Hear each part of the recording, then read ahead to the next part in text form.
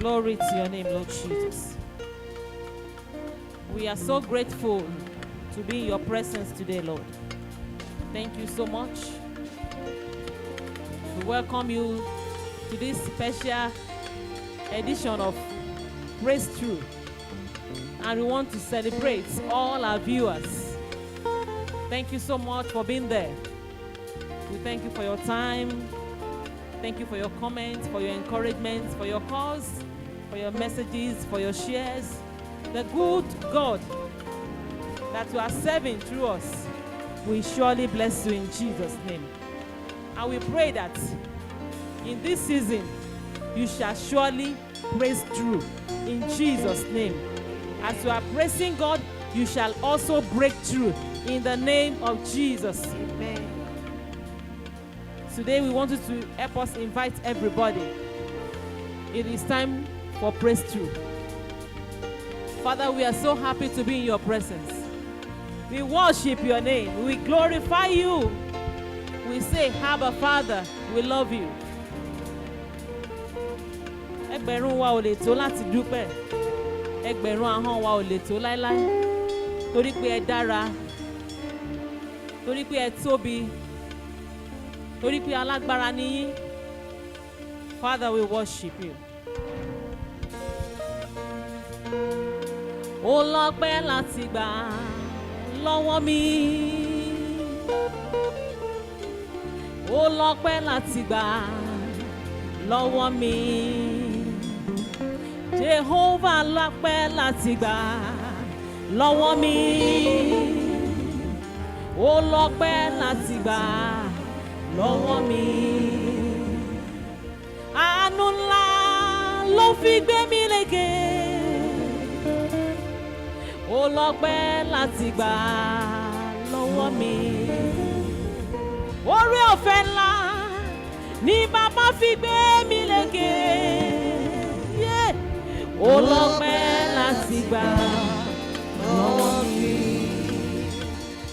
Oore ọ̀fẹ́ tí ò ní kọ̀mítì ni bàbá fi gbé mi lékè. Ó lọ́pẹ́ láti gbà lọ́wọ́ mi. Bí mo bá ronú, bí mo ronú jinlẹ̀, màá máa wí pé ó lọ́pẹ́ láti gbà lọ́wọ́ mi. Torí ẹgbẹ̀rún ahọ́n mi kò mà nílé tó láti bá mi dúpẹ́. Olúwa, ó lọ́pẹ́ láti gbà lọ́wọ́ mi. Ó lọ́pẹ́ láti gbà lórí ọkọ. Jehovah lọ́pẹ́ láti gbà lórí ọmọ. Ó lọ́pẹ́ láti gbà lórí iṣẹ́ mi. Ó lọ́pẹ́ láti gbà lórí ẹ̀mí mi. Ó lọ́pẹ́ láti gbà lórí ìrìn àjò mi gbogbo. Ó lọ́pẹ́ láti gbà ọwọ́ mi. Bí mo ṣe ń sùn, bí mo ṣe ń jí. Ó lọ́pẹ́ láti gbà lọ́wọ́ mi. Lórí ìdáwọ́lé mi gbogbo. Ó lọ́pẹ́ láti gbà lọ́wọ́ mi. Fún ìrìn àjò ayé mi tó yẹ ìwọ nìkan ṣoṣo Olúwa. Ó lọ́pẹ́ láti gbà lọ́wọ́ mi. Fún ire òwúrọ̀, ire ọ̀sán, ire àṣálẹ́. Olúwa, mo wí pé ó lọ́pẹ́ láti gbà lọ́wọ́ mi. Mo ronú mi jinlẹ̀. Mo wí pé Olúwa, ó lọ́pẹ́ láti gbà lọ́wọ́ mi. Ó lọ́pẹ́ láti gbà lọ́wọ́ mi. Torí pé àánú ńlá ló fi gbé mi lékè. Àánú ńlá ló fi gbé mi lékè o. Àánú ńlá ló fi gbé mi lékè. Ó lọ́pẹ́ láti gbà lọ́wọ́ mi. Gbogbo ibi tẹ́ bá wà, mo fẹ́ kẹ́yìn náà wọnú ayé yín lẹ́yọ kọ̀ọ̀kan. Ẹ̀yin náà ẹ wò ó, kẹ́ ronú jinlẹ̀ wípé ṣé agbára yín ló gbé yín débi tẹ́ dé yìí. Wípé ṣé iṣẹ́ ọwọ́ yín ló gbé yín débi tẹ́ dé yìí. Ṣé ọgbọ́n orí yín ló gbé yín débi tẹ́ dé yìí. ṣé ní sísùn ní jíjí tá ń jí lójoojúmọ́? Is it by your power? Is it by your strength? Come on, I want you to help me to give it to him. Give it to the Lord. Come on, wave your hands wherever you are and say, Father, I know I am owing you. I am owing you. I am owing you my thanksgiving. I want you to shake your body wherever you are. Shake your body wherever you are. Make sure you dance to him. Whatever you can do. If you want to roll on the floor, you can go ahead and roll on the floor. Whatever you want to do, come on, go ahead. Just help me to give him the praise. Because he deserves it. My God deserves it. He deserves the praise. He deserves all our praise. Come on, go ahead and worship him. Come on, go ahead and worship him. Go ahead and give him praise. Go ahead and give him praise. Atabatubu Eledumare. Bani bani lọ́jọ́ ayé ṣe ni. Àtìlẹ́yìn ojú má tì ní. Bàbá mi o. Bàbá mi o. Bàbá mi o. Olúwa mi o. Ọlọ́run mi o. Àtìlẹ́yìn ojú ó má tì ní. Ọba mi tó bá ti sọ̀rọ̀ bẹ́ẹ̀ náà ló ṣe rí. Olótìtọ́, olódodo, olótìtọ́, olódodo, alágbára, alágbára, oníṣẹ́ ìyanu, olùpèsè, olùgbàlà, olùdáninídè. Mo wí pé ó lọ́pẹ́ láti gbà ọ́ lọ́wọ́ mi. Ó lọ́pẹ́ láti gbà ọ́ lọ́wọ́ mi. Ó lọ́pẹ́ láti gbà lọ́wọ́ mi. Torí pé àánú ńlá ló fi gbé mi lékè. Rí bá sí kàtàyàbá. Àánú ńlá ló fi gbé mi lékè. Àánú ńlá ló fi gbé mi lékè. Ló fi gbé mi lékè. Ó lọ́pẹ́ láti gbà lọ́wọ́ mi. Bí ò bá ṣe t'Olúwa tó wà nípa tiwa, bí ò bá ṣe t'Olúwa tó wà nípa tiwa, ẹ̀gbọ́n náà kí ni ilé Ísírẹ́lì bá máa wí? Any guess? Just look at yourself. Bí ò bá ṣe t'Olúwa, if not for the Lord that is on our side, that is on your side, that is on your side. That is on your side. Ọba tí ò jẹ́ kó rí fún ẹ bí ìfẹ́ ọ̀tá. Ọba tí ò jẹ́ kó rí fún ẹ bí wọ́n ti rò fún ẹ. Wọ́n ṣe plan ni Ọlọ́run ò jẹ́ kó rí bẹ́ẹ̀. Come on, I want you to give him praise today. I want you to give him praise today. Come on, give him praise. Come on, give him praise today. Come on, dance to him. Come on, dance to him. Come on, dance to him. Glory to your name, Jesus. Glory to your name, Jesus. I want you to sing it again. Ó lọ́pẹ́ láti gbà ó lọ́wọ́ mi. Ó lọ́pẹ́ láti gbà lọ́wọ́ mi. Ayérayé. Ó lọ́pẹ́ láti gbà lọ́wọ́ mi. Torí pé àánú ńlá ló fi gbé mi lékè. Àánú tí ò ṣe é ṣàlàyé. Àánú ńlá ló fi gbé mi lékè. Àánú tí ò ṣe é contend. Àánú ńlá ló fi gbé mi lékè. Ó lọ́pẹ́ láti gbà lọ́wọ́ mi. Gbèsè ọpẹ́ mi pọ̀ o, èmi ò lè san tán. Mi ò lè san tán. Mi ò lè san tán. Mi ò lè san tán. Mi ò lè san tán. Mi ò lè san tán. Mi ò lè san tán. Àmọ́ o, síbẹ̀síbẹ̀. Ó ṣe wọ́n tí mo lè ṣe. Bàbá Àánú mi, ẹ máa ṣe o.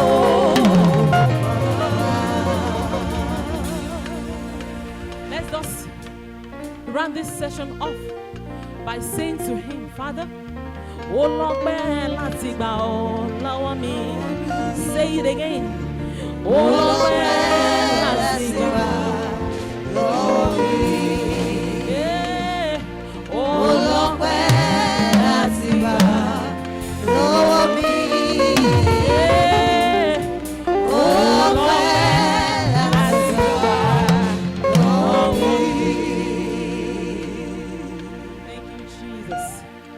Thank you, Jesus. Glory to your name, Jesus. Glory to your name, Jesus. Glory to your name, Jesus.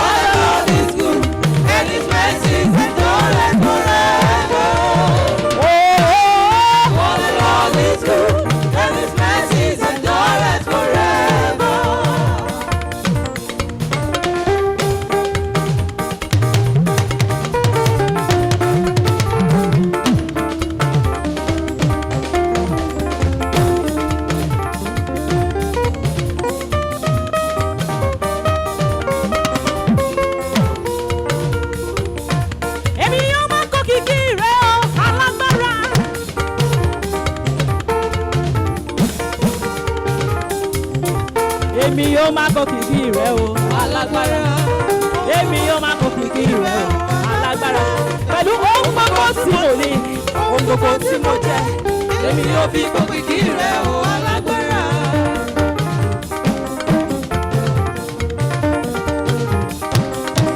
èmi yóò máa kó kìkì rẹ o alágbára. Èmi yóò máa kó kìkì rẹ o alágbára.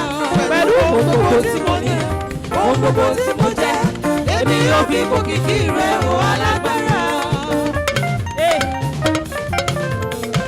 Great is thy faithfulness.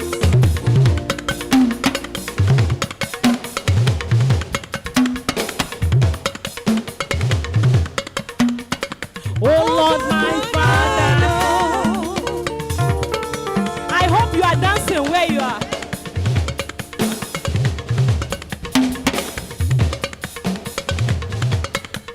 There is no shadow of turning within. Thou changest not, thy compassion is not. As thou hast been, thou forever. Come on, let us sing. Great is thy faithfulness. Great is thy faithfulness.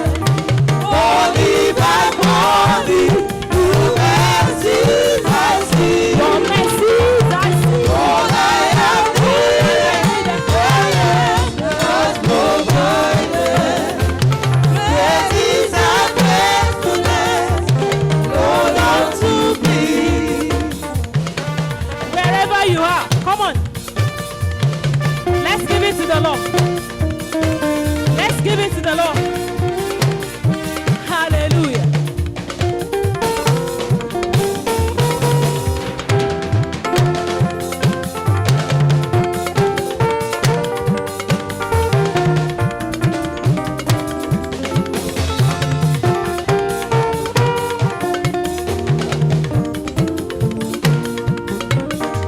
Ọpẹ́ ọpẹ́ ọpẹ́ ọpẹ́ fọ́lọ́run olú.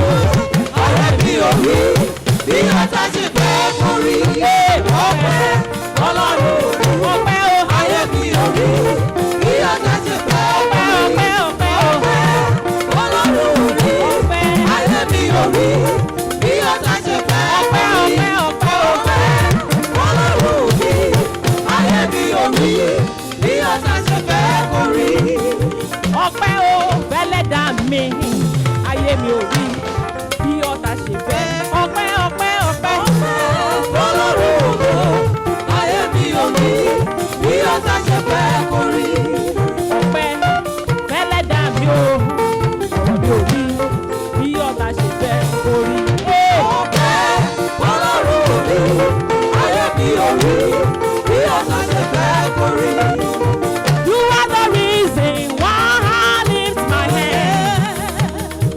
Why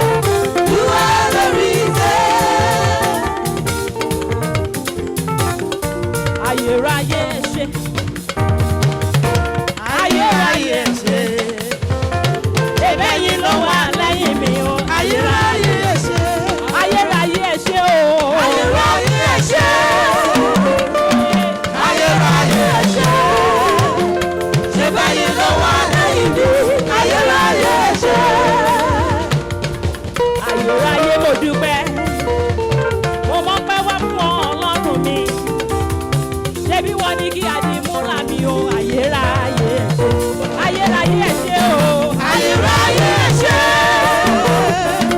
ayérayé ẹ ṣé ṣe lẹ́yìn lọ́wọ́ lẹ́yìn mi ayérayé ẹ ṣé. ọba tí ò mọ bí mo ṣe ṣe kò rò bí mo ṣe ṣe kò rò bí mo ṣe ń hùwà kò rò bí mo ti sọ̀rọ̀ Elédùmarè mo dúpẹ́ gan ni.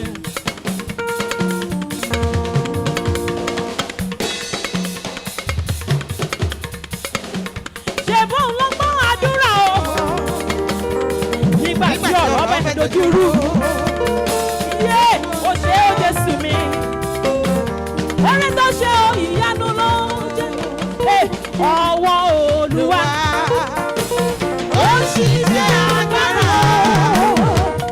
ìyanu lọ́rọ̀ rẹ̀ ó yí ayé ní padà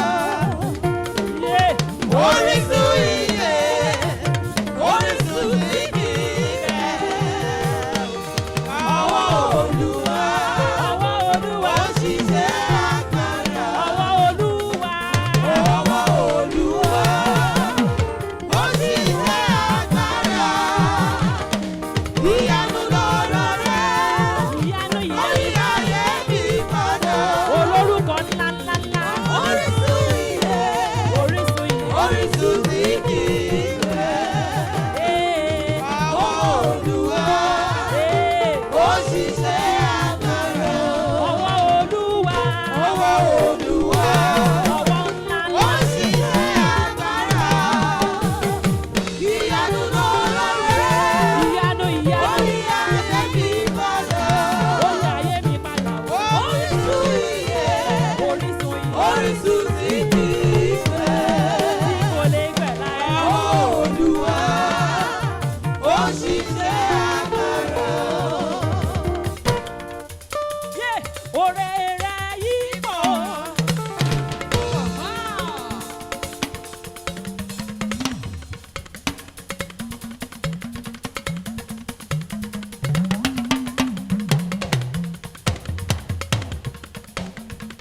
Oore rẹ̀ yìí pọ̀. Olóore ńlá ńlá ńlá, olóore kábíyèsí, olóore ẹgbàágbèje.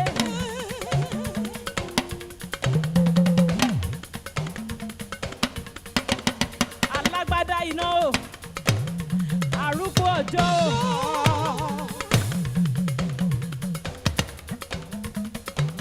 Akiri ṣoore, aṣoore kiri.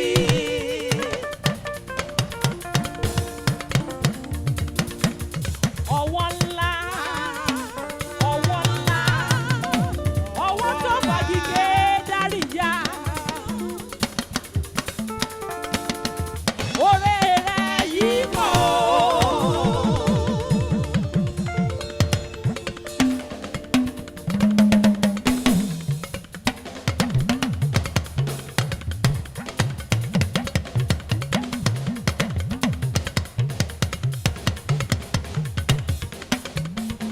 Oore rẹ̀ yìí pọ̀. Mo dúpẹ́ Olúwa tó wà lẹ́yìn mi. Oore rẹ̀ yìí pọ̀. Oore rẹ̀ yìí pọ̀ o. Oore rẹ̀ yìí pọ̀. Oore rẹ̀ yìí pọ̀. Mo dúpẹ́ Olúwa tó wà lẹ́yìn mi. Oore rẹ̀ yìí pọ̀. Oore rẹ̀ yìí pọ̀. Oore rẹ̀ yìí pọ̀. Mo dúpẹ́ Olúwa tó wà lẹ́yìn mi. Oore rẹ̀ yìí pọ̀. Oore rẹ̀ yìí pọ̀ o. Oore rẹ̀ yìí pọ̀. Oore rẹ̀ yìí pọ̀. Mo dúpẹ́ Olúwa tó wà lẹ́yìn mi. Oore rẹ̀ yìí pọ̀. Gbọ́nà, ó ń gbọ́ àdúrà o. Ó ń gbọ́ àdúrà o. Ó gbọ́ àdúrà o. Ó gbọ́ àdúrà o. Orúkọ Jésù tí mo gbójú lé. Ó gbọ́ àdúrà. Ó gbọ́ àdúrà. Orúkọ Jésù tí mo gbójú lé. Orúkọ Jésù tí mo gbójú lé o.